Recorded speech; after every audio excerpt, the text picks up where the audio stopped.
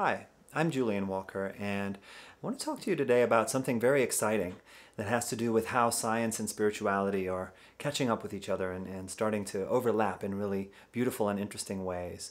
There's a concept that has just been around for the last 10 years or so called neuroplasticity. And neuroplasticity refers to our discovery in science that the brain is actually much more changeable than we've thought for the last several hundred years. Really, just in the last 10 years, we've realized that not only the function but also the structure of the brain is transformed by experience. And so through my studies on neuroplasticity and my work as a yoga teacher and mind-body healer, I've come up with what I call the 3 principles of transformational neuroplasticity. Principle number 1 is consistency. So anytime you want to create change in your life, and specifically in your brain and how you respond to your life, you have to consistently engage in some kind of practice that connects you to the positive change that you want to create. So consistency is step number 1.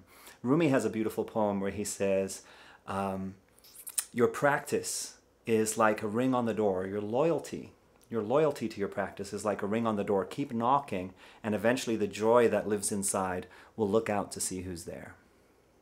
The second principle of transformational neuroplasticity is summed up in a catchphrase that they use in the science, which is what fires together, wires together. And what this means is that neural pathways or brain pathways that become associated with each other become stronger in terms of those connections.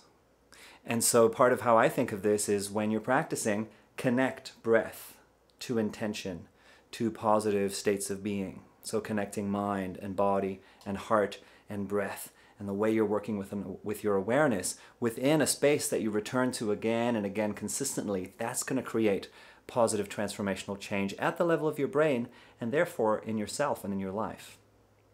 The third principle of transformational neuroplasticity has to do with what they call the reward system. And the reward system is that system in your brain that releases feel-good chemicals. And the interesting observation from the research is that when you're in states of well-being and when you're feeling really good, the new neural pathways that are being formed, the new brain pathways that are being formed, grow that much more strongly. So if you can bring yourself into positive states of being while you're doing transformational work, it helps your whole system, and especially your brain, to transform more effectively.